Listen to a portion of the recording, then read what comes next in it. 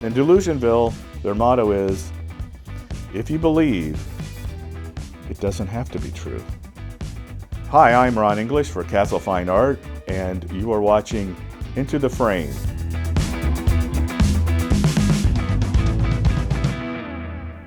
Okay, so this one is Guernica, which I've done 100 Guernicas, and I tried to make each one unique or take a whole different approach to it. So this one I'm kind of playing with the idea of Star Wars in Guernica. So I had to find kind of visual equivalents to the original Guernica. So like that's where the bull would be, this is where the horse would be. I add some different elements, like down here we have, this is a tank, which wasn't in Star Wars, but it's the idea of Star Wars actually being a new religion, and then this is the this is created from Star Wars parts, and it's a tank, and it's kind of introducing religion into this weird scene. Yeah, it's I can draw Guernica like with my eyes closed these days. So, but with this one, you're always trying to get a flow, and you're always trying to make one thing kind of energize another thing across there, and in this particular one, everything's quite rigid because it's supposed to be very kind of mechanical. But the original Picasso was a big triangle, so this one's a little more noisy and a little more stuff going on. But like if something happens here, you have to pick up like another thing here that's going to lead you over to here, and then this has to integrate with this, so that now your eye can flow up to the horse. And then on each side I use things, and this is the same way that Picasso created his, is like he had an anchor piece like on each side to give the whole piece balance, so the chaos has like a balance, so you can kind of live with it. And anyway, how I created the piece is all these characters I either kit bashed, and kit bash is where I buy some Star Wars figures and put them together to make what I need them to be. And some of them, I'm actually sculpting all this stuff because they didn't really have a mechanical dinosaur. So I build everything, and I put this whole set together, and a lot of it I painted black and white, and then some of it I added silver to give it a different kind of effect. And then I put a blue light coming from this direction, and then I put a red light coming from this direction, and then I take that photograph, and then that's the reference for this. So that kind of gives everything kind of a realistic kind of feel. Like I always found, it's like to get the light exactly right, it's like where does it bounce, where does it hit, what thing is this leg going to bounce more light up into here, or is it not? And so instead of trying to sort all that stuff out of my head, I find it's a lot easier to actually just construct the whole piece and then let the lights tell me what they would naturally do. So the way I lit the original piece is, at a 45-degree angle are the blue lights, and at a 45-degree angle here are the red lights, and then coming from like overhead, which would be kind of this light, is like the fill light of white. That way it gives it a little more life to have like the third light coming in and filling in. Otherwise it's just they're weird silhouette-y kind of figures. So this lets you see the figures in their fullness and still gives the drama. And I actually picked up this lighting from stage lighting from going to a lot of rock shows when I was a kid. And like Kiss, I loved Kiss. The smartest thing they did was wear white makeup, because the white makeup picked up all the colored lights, and then they wore black makeup inside that absorbed all the lights, so it looked like a void. So there was another band called Angel that wore all white, and then all the colored lights, they became the colored lights. So I've always kind of loved to create paintings that have stage lighting, so you perceive them as something that's on stage. So this is another Guernica. Remember, I've done 100, so this is 99. With this one, I'm actually using my own characters and doing them in the pose of Guernica, and I'm going to explain now who the characters are. So going left to right, up here in this left corner we have Buzzard, and he's one of the buzzards. And when Delusionville was first formed, it was formed when a spaceship crashed on Earth, and the alien went in search of the leader of the world, but he left behind his little rabbit friends that were his pets, and then they started getting eaten by the wolves. And so the wolves are eating the little rabbits, and the rabbits, the hole was created in the earth when the spaceship crashed, and he shot a laser beam trying to slow it down so it wouldn't do too much damage. And it created this insane, weird underworld from the chemicals in the lasers. And so the rabbits, the ones that survived, they survived by jumping down the hole. And meanwhile, the buzzards are circling, and as is their lot in life, they have to wait till the wolves get done eating before they can, maybe pick the bones. But then they notice our little rabbit friends going down the hole, and they think this could be our first time to get to eat fresh meat if we just follow them down the hole, because obviously the wolves seem to be preoccupied with the ones that's already killed, and they didn't notice the rabbits that went down the hole. So they go down the hole, and they corner the rabbits in this crazy paradise created by the lasers, and and they want to eat them, but the rabbits are thinking fast, and they think we got to make some kind of a deal because we're about to be eaten. And they say, look at this amazing paradise, like it's 10 times better than the surface world, and you know what, there's no wolves here, you're like the kings. And they're like, that's but you're the only food. And it says, no, like other animals will fall down, but in the meantime, we'll help you set up a society where you're the kings, and you'll be the kings of this world. And they agree that they'll let the rabbits live and pray for other animals to fall down the hole for them to eat.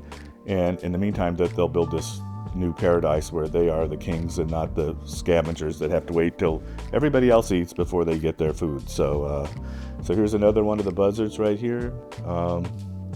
So anyway, this is Delusionville. These are the buzzards, and as every animal does eventually fall down the hole, they get surrounded and they're going to be eaten. So like the sheep falls down the hole, and this is Bo Leaf Sheep, and he realizes he's going to get eaten, and he's got to negotiate a deal or talk his way out of being eaten. So he decides, well, where did I come from? And they're like, well, you came from the hole in the sky. Now, animals don't have really long memories, so they probably forgotten they've fallen down that hole and what was on the surface world. And then he says, well, what's up, in the sky? And they say, well, heaven is. And so I just fell from heaven, so I must be an angel, right? And they're like, I don't know, that doesn't sound right. Well, so like if I'm an angel and you eat me, you'll lose your mortal soul. And they're still like, that doesn't sound right. It says, but it may not be right. But if it is right, do you really want to risk your mortal soul for one meal? And they kind of think, you know what? Yeah, probably not. So he gets to live, and Delusionville's divided into two parts, and there's a little river that runs between it. It actually kind of looks like the human brain from up high, the map of Delusionville. So anyway, they say, you can go live on the poor side, and we'll let you live. And he goes, that the sheep are like, that's great. We'll create religion, and that'll be really helpful to the society. And then the pig falls down, and here's our pig. It's a unipig. I'll explain later why he's a unipig, but not today. So the pig falls down, same thing. They're going to eat the pig. The pig realizes, I got to make some kind of a deal because I'm about to be eaten. And the pig says, well, other animals will fall down the hole that you can eat. And by the way, I would be delicious. I'm not going to deny that. But if you let me help you, I can form a thing called the government. And I can create politics, and it would benefit you by, we could build roads, and we would get the money to build the roads by levying taxes on the other animals. So they would give us money, and we would spend that money to make your world better. And they think that'd be kind of cool. Like it would be more like the surface world. There'd be infrastructure and stuff, and we'd still be the kings, and still have to wait for something to come down. Anyway, by the way, here's another sheep. And so I'm going to tell her story in 1 second. But all these different animals come down. Like next is the duck. And the same thing, they're going to eat the duck. And the duck thinks, I got to negotiate my way out of this. Like, what kind of deal can I make? And he says, hey, look, I'd make a great meal. Obviously, I'd make a great meal. I'd make one good meal. Or I could lay an egg every day, and for the rest of your life, you get breakfast. I don't know, do the math. You know math, right? Do the math. And so the animals think, I guess it would be better to have like an egg every day instead of just one meal, because we'll be hungry tomorrow. So they agree with them, and they decide you can live in exchange for you give us an egg every day. and you get to live on the shit side of town, on the poor side of town. And now our friend Bub Quack the Duck is a kind of ambitious. So he's not liking the idea of living on the poor side of town. He kind of thinks, I'd really would rather have a place on the rich side of the town. They say, no, you live on the poor side of town. And he goes, oh my God, I forgot to tell you something about the eggs. They're magical. They're like golden eggs. They're magical. And they're looking at his egg going, yeah, it doesn't look golden to me. So no, they have magical powers. And so the other animals are like, okay, what are these magical powers? And he goes, if you eat this egg, and I'm going to call this egg Quack, it enables you to believe your own bullshit. And they're thinking, yeah, like being able to believe your own bullshit, I could see where that would, be beneficial. So they sort of capitulate, and then he gets to live on the rich side of town. So he's happy, and he's a little huckster selling his quack to the other animals. And paradise is all beautiful and perfect, and what could go wrong? Well, here's what could go wrong is finally the wolf falls down. Now, they've created this beautiful society, and it's all in harmony. And the reason they've been able to create this society where the buzzards at the top and the pigs aren't being eaten is because the alpha predator, the wolf, has not been a part of this society. So they realize at this point, now that the wolf has fallen down, they're fucking screwed. But then they kind of are looking at the wolf, and he's kind of wobbling around, and he has a big lump on his head because he kind of fell head first down the hole. And they realize, well, he doesn't know he's a wolf. And so they kind of take advantage of that, and they say, sir, you're a thing called the wolf, and I know you don't know what that is. We're going to tell you what that is. A wolf is the slave of all animals, and the wolves have always been at the beck and call of all animals, and they help them mow their yard or help them do whatever they need to do. And yeah, I'm sorry you live in such a lowly position, but such is the world. And everything was great, and in harmony until this little guy stunk up the space. His name is Punk Skunk, and he sells his nasty smell, and it actually does make you high. So this is just a nice little rendition in the form of Guernica of Delusionville.